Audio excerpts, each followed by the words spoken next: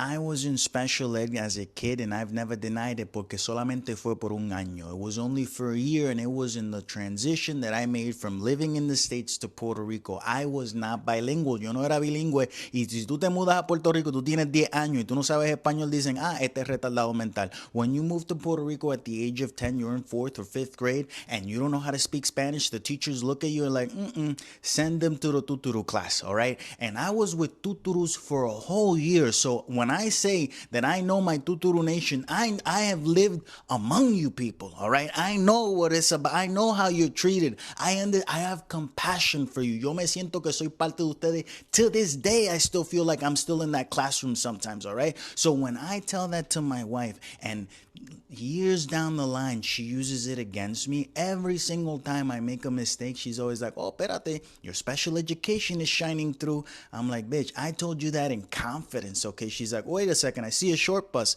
Are they here to pick you up? It's fucked up, but I understand it. And I have to say, this is why people hold gripes against the Puerto Rican educational system. El sistema de educación en Puerto Rico es algo fatal, es algo rotundamente fatal, okay? No matter where you look at it from, it is not doing great. When I tell you that I was in the classroom, right, and I'm looking around and there's kids with tics, there's kids with talks, there's kids without socks, and I'm over here just normal, but I don't understand essentially a full sentence, all right? It took one teacher to invite me to tutor me. Ella me dijo, mira, yo entiendo que tú no eres anormal. Tú no me tienes cara de retardado, man. You don't look like you one of them, but you're here. And I'm like, I'm not. Yo, yo no soy ellos, yo no soy. I was trying to communicate. She says, yeah, shut the fuck up. She would tell me, cállate la boca también. The more you talk, the more like them you look, okay? So no hables mucho, but come to my house after class and I will help you. And that's what I did. For that whole year, Mrs. Garcia, she tutored me after school at her house for 30 minutes to an hour until her husband would show up and she had to start cooking. Sometimes I would stay and I would have dinner.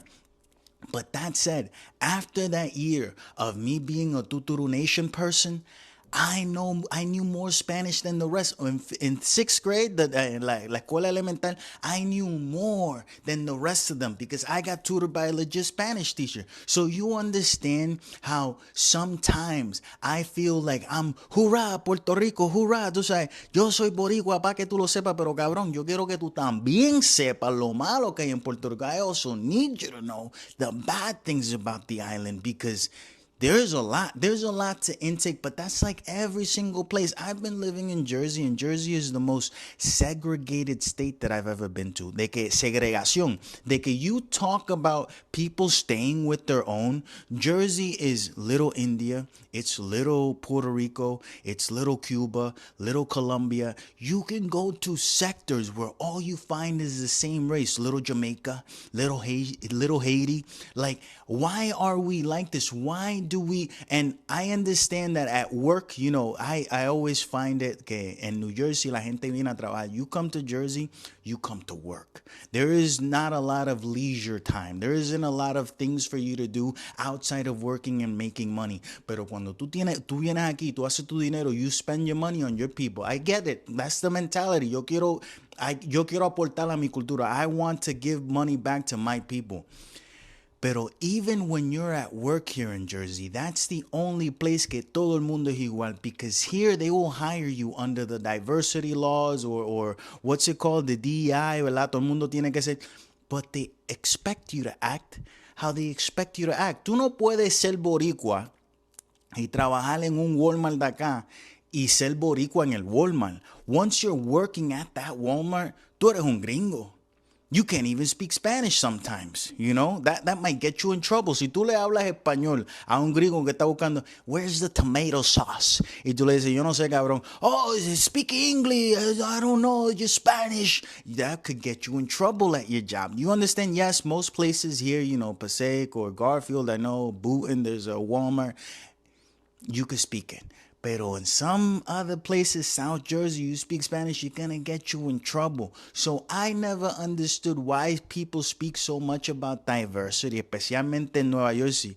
There's diverse groups, Pero once you're in that group, you're in that group. And at work, everyone acts accordingly. It's all bullshit. You can't bring your diversity to work. I've said this before. The most diverse thing que pasa en un trabajo, the most diverse thing that happens at a job here is when someone heats up fish and the smell takes over the office or takes over the break room. That's when you feel true diversity at your job. Cuando te entra up your fucking nostrils, por los rotos de la nariz. You understand what I'm saying? So please, don't talk to me about diversity. No me hablen a mí de special education. Yo soy todo mixed into one. My voice, the way that I talk. People make fun of me so much. Why do you talk that way? Cabrón, porque soy boricua, criado en New Jersey, criado en Puerto Rico, viendo películas de Martin Scorsese. How the fuck are you expect me to fucking talk, huh?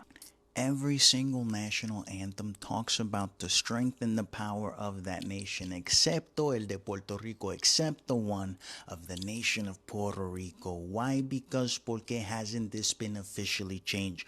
Porque our national anthem simply focuses on being discovered by the greatest man ever to be born, Cristobal Colón, okay? And I know, da vergüenza, it is shameful, all right? I'm going to sing to you the version that I think we should adopt and just translate it so you understand. La tierra de Borinquen, donde no he nacido yo. The land of Borinquen, where I wasn't even born.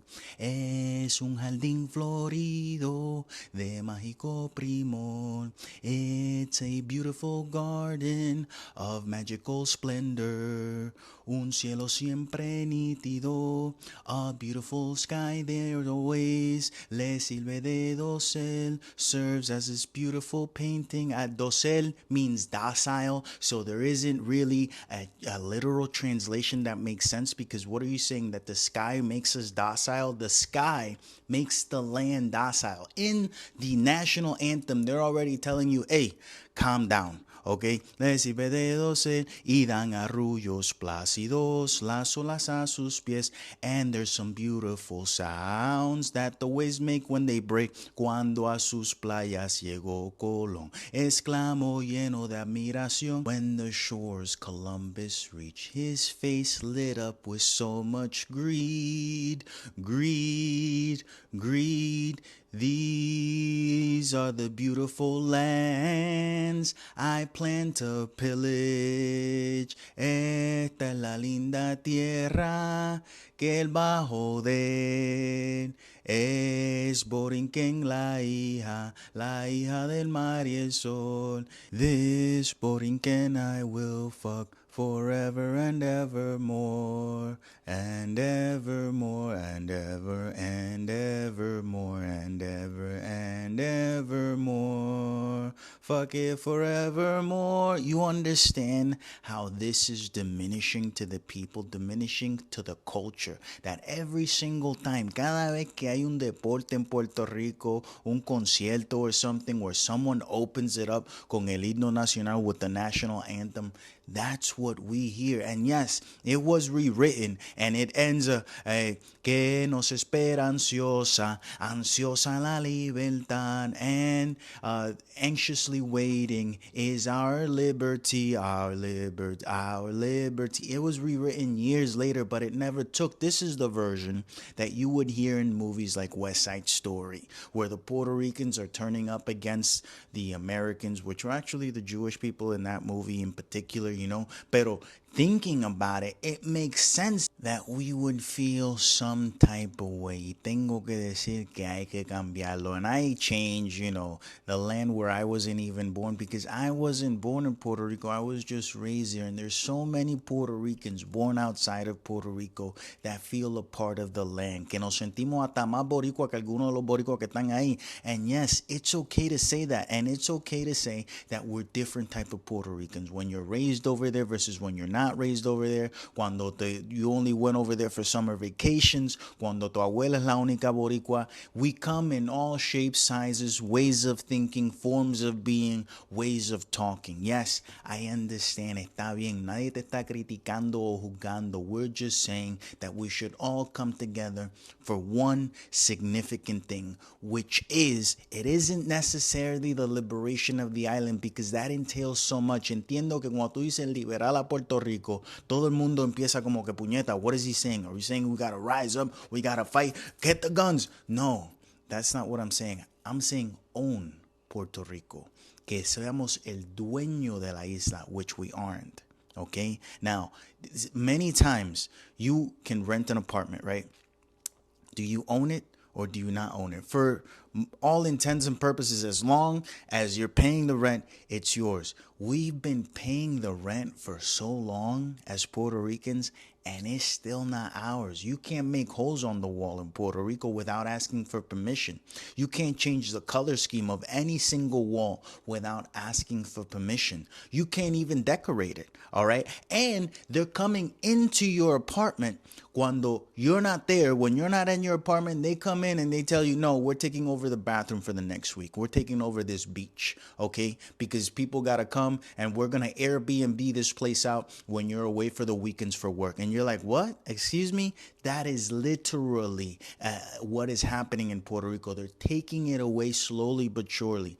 And who is stopping it? Absolutamente nadie. My aunt is opening up an OF account. Why? Because Porque she was inspired by her daughter. Yes, la prima hermana mía, my sister cousin, her mother is now opening up an OF account in solidarity with her daughter. I wish that this shit wasn't true, but I'm scrolling through Facebook and I see my aunt wrote a testimony, a big long ass fucking post, the ones that you gotta put see more or more, right? And I click on it and I'm like, let me get the popcorn. I'm gonna read this. This must be a life event that's going on in su vida, la? Y yo me siento like the first thing it says, all of the men that I've ever been with haven't been shit. Que ninguno de los hombres ha valido mierda lo que ya estado. And now, granted, my aunt is in her 50s, pero she's 50 de calle. She is, you know, she was built for the streets. And I'm like, oh shit, let me see what Tia has to say. And then by the middle of the testimony, there's a switch. She was talking about every single guy and what they've done to her, how they've done her wrong. And then she says, so I am doing as my daughter did, and I'm opening up my own account porque ahora mismo ella está manteniendo sus 5 hijos, because right now she's taking care of her 5 kids with an OF account. She doesn't even have to go to work. And I'm like, puñeta, pero this is the avenue to take. Like, this is what you want to do. And she goes and breaks it down on what she's going to be doing on her page with her bean. And I'm just like, puñeta, I don't want to know. And she takes inspiration from every single relationship she's been with, saying like, I know that guys like this because this, and she puts people's names. Ella pone los nombres de los hombres con que yo he estado. And she tags them, okay? So these are men that are married now, that they're married, and now they're tagged in this post where you have my crazy fucking aunt saying what they used to like back 20 fucking years ago. And I'm like, she's gonna break people's marriages up with this fucking post. And I love it, okay? A mí me gusta que la gente se vuelva loca. And I'm saying this publicly because she put it publicly. Granted, she's talking to a few people in Puerto Rico. She only has 50 fucking friends on Facebook. I have a lot more. But if you said it to 50 people, I could spread the voice. That's my job. Tú dices algo. My job is I am un autoparlante, a speaker, a megaphone. I am the megaphone to your little news. I will put it out there so that people can go and support. Please don't support my aunt. Please don't support my aunt. And that got me thinking. My aunt was talking about doing a lot of things a ella misma, de que ella misma, and it's like, that never stops. Eso de que tú and I'm thinking, no, it never stops. When you are 16 to 20 years old, you think, oh, cuando yo me case, when I get married, I'm never going to have to chan myself. And that's not true, motherfucker. You're going to be 90 with arthritis. You're going to have a claw hand, like los dedos lo tienes así, and you're going to be looking for the form so that you can chan yourself. And the same with the women. My aunt used to be a secretary for many years. She has that thing that women, the secretaries get, that they type too much, you know, with the fingers. So now I can't get it out of my head. She's looking for a way to get her fingers together to just, and that's sickening. And at the same time, I applaud it, puñeta. Women are taking over the industry. When we were coming up, I'm a millennial, okay? So late 90s, early 2000s, the only thing that you saw in that space, the only creativity was to support the male thinking. Era para que los hombres se chanchancharan. Now there's everything under the sun in that industry. Y es por eso, porque las mujeres quieren el poder de su cuerpo. And she broke it down. And granted, I don't agree with outing people in that way, but at the same time, the shit that men used to make her do, and she's outing them now, I get it, okay? It's like a Harvey Weinstein case. Yo lo entiendo. It gets you mad, and the more you think of something that you did that you didn't actually want to do, but you agreed to it, más encojonado tú te pones. Sometimes it takes a day, it takes two, sometimes it takes 30 fucking years for you to speak out on it. I understand, and she is speaking out, and she is speaking out loud. So, por favor, don't support my aunt, don't support my sister, cousin, allá que se jodan, pero están haciendo su dinero y hay que respetarlo. I respect it. My therapist told me que soy un narcisista, that I'm a narcissist, but it's okay because it's a defense mechanism based on how I was raised. Entiéndase que I became who I am because I had to. No es que yo soy un narcisista porque a mí me gusta joder a los demás. No, it's that I became a narcissist in order to protect myself from the people that were supposed to protect me. Qué raro es la vida. It took me 10 fucking years of therapy to discover that, yes, I think that I am better. Yes, I think that I can do whatever the fuck you can do, and I could probably do it better. I think all of these things, and then I will have the realization that no, I can't, and I will accept it. So it's narcissism, and then it's acceptance. Yo acepto de que no soy el mejor after you prove it to me. But I have to think that I'm the best because that's how I can push myself. Y ella me dice, yes, that is okay. You are half a narcissist, but that's because your parents weren't there to support you with what you wanted to do. So essentially, you had to think that you were this grandiose person. You made yourself in your mind to be this person because there was no one else telling you, oh, you're good enough. So now, instead of you thinking you're good enough, you have to think you're better than good enough. Fuck everybody. You are the best. And at the same time, you come back down to your senses and you do have empathy. When you lose that lack of empathy, that's when you got to start worrying. I'm like, I don't think I'm going to lose the lack of empathy. She's like, you might. If you don't keep on checking yourself regularly, if you don't keep on having conversations where people humble you, you might lose yourself, and then you might actually become a full-blown narcissist. Pero por el momento, tú estás ahí en la línea. You're threading the needle. You're okay, but you need to be coming to therapy so that we can have these conversations so that you don't lose control. I don't know si eso es una manera de ella seguir haciendo dinero. I don't know if that's a way of her, continuing to bleed me fucking dry. But I have to say, sometimes people develop narcissism as a defense mechanism. Tú me entiendes? Imagine when you grow up and no one is there to love you. And granted, I don't think that my parents did not love me. They just loved me in a way that was toxic because that's all they knew how to do. They didn't even love each other or themselves in a way that you would think, oh, this person is healthy mentally, okay? So I understand that it's not a criticism, it's not a judgment towards them, it's just reality. It was my reality. So now when the therapist tells me this, I'm like, I'm a narcissist, but it's okay?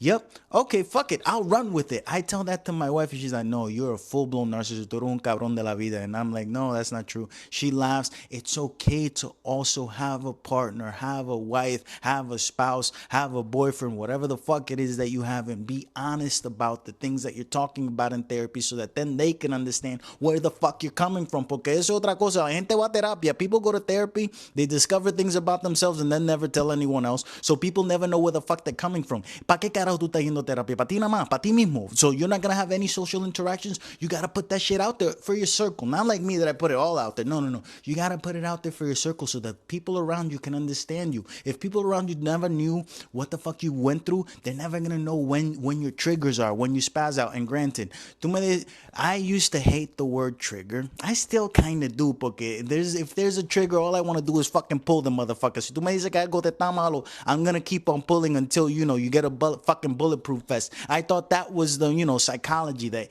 you keep on fucking with people until that you're telling them no lo molesta más. It doesn't hurt them anymore. Up, there's growth. But no, that's not true. Yes, sometimes even in nature, growth only comes after you're bothered by it. There's this he's a Jewish philanthropist or something, and he explains how you have to be bothered in order to grow by the way of the lobster.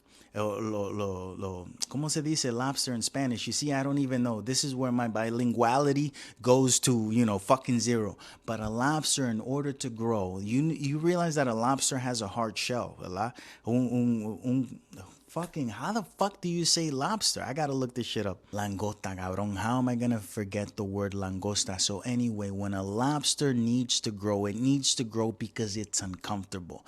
A lobster actually grows its shell, but it keeps growing inside of the shell. When it feels so uncomfortable and it needs a new shell, it hides away and then it sheds that shell and slowly grows another one. And then it goes back out into the world being a bigger lobster. But that doesn't mean that it's going to stop growing. No, this is a process that happens again and again. The lobster continues to grow, and once it feels uncomfortable, it has to hide away. It needs a moment. It needs a moment to shed the old person that it was and then grow a new one, and then it can come back out into the world and be that brand new, bigger fucking lobster. Sometimes you need to be bothered in order to fucking grow. Y hay muchas veces que nosotros los seres humanos no nos gusta. We don't like to be bothered. Any single time that you feel uncomfortable, I am nixing myself from this situation and I'm going to go to where I feel comfortable. Nunca vas a crecer. You're never going to grow that way. And that's just the reality. So when I'm saying that I'm a narcissist, yes, I accept it. This is me growing. This is me accepting that I am one, going back into my little fucking corner and coming out as a better person. Eso es lo único que podemos hacer como seres humanos. So yeah, maybe you're a narcissist, maybe you're a lobster, maybe you're just a piece of shit. My mother has 5 different cell phones and about 5 different Facebook accounts, and I cannot contact her in any single one. She has been excommunicado for about 3 weeks now. And granted, I should be worried, or a normal person would be worried, but I'm not concerned because this is by her own design. This is what I'm talking about when I say que yo estoy bregando con una persona que no está totalmente ahí, that she's not totally there. This is what I'm going to call them right now so that you could see I'm not fucking bullshitting. The first one is Maria 2023. This is the phone that I think that she got in 2023. So let's see. The subscriber you have dialed is not in service. If you feel you've received this message in error, please hang up. It's not in service. If you think you're getting this message as an error, please dial again. 2024, her phone that I think she got in 2024. Here we go. El número que usted marcó no está disponible. Favor de intentar más tarde. The number no está disponible. Okay, which one? We got one that's called Maria Obama phone because for some reason she thinks that the Obama administration got her this cell phone. I don't know if that's true, but whoever she got the phone from, that's what she said, and that's what she... Oh, te estoy llamando el teléfono de Obama. I'm like, you're calling me from Obama's house? No, el teléfono me lo dio Obama, el presidente. I'm like, okay, no problem. Let's call the Obama number. The subscriber you have dialed is not in service. If you feel...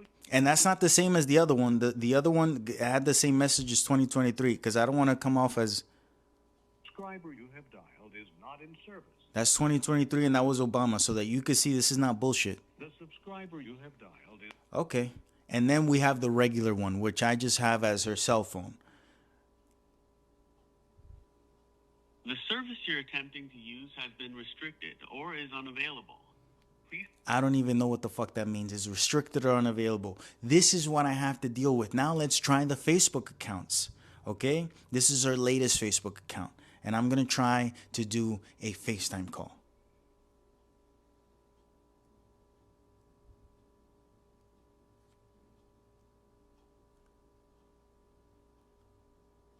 It's not even making a sound, meaning that the phone isn't even on. You understand? Like this is what I'm dealing with. Let's try another Facebook account. This is my frustration. This is my life's fucking frustration. Another one.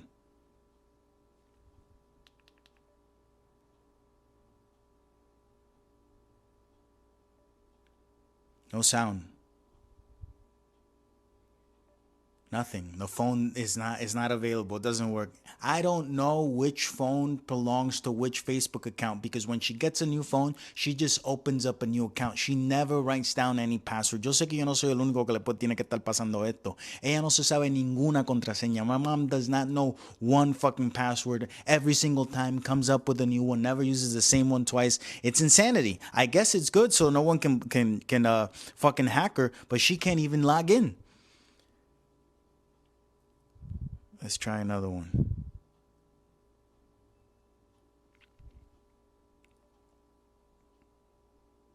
They all have different profile pictures too.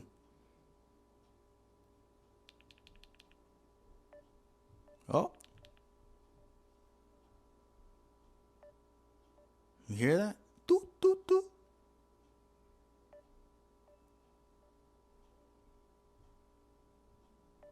No hope. All hope is lost. And this is a legit gripe that I have. This is a legit problem in my life.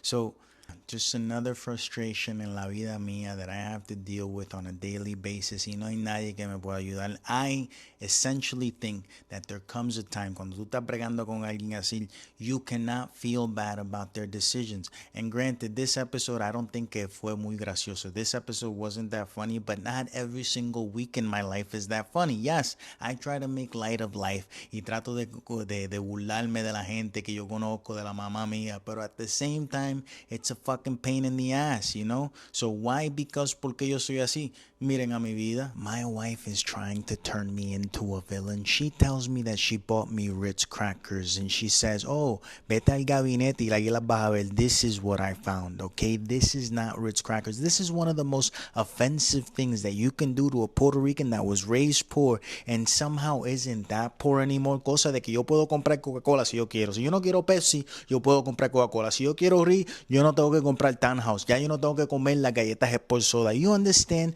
that it's okay. Yes, this is acceptable. I was so hungry que no te miento, era.